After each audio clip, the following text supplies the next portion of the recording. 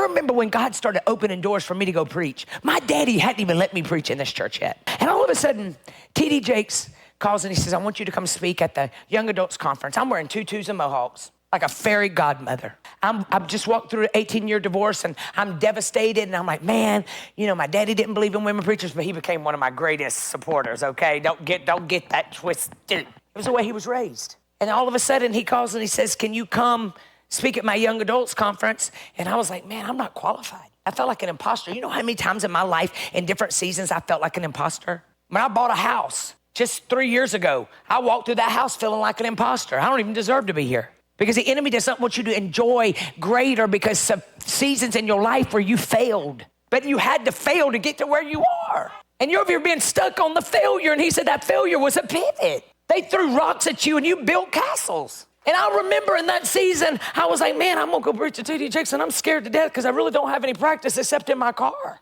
And all of a sudden, they sent the flyer over. The flyer said, relationship expert. I'm like, I just walked through a divorce. And I heard the Lord say, what looks like failure to others, I will literally take you and put you in a place where everybody has to see what only I can do through worst case scenarios.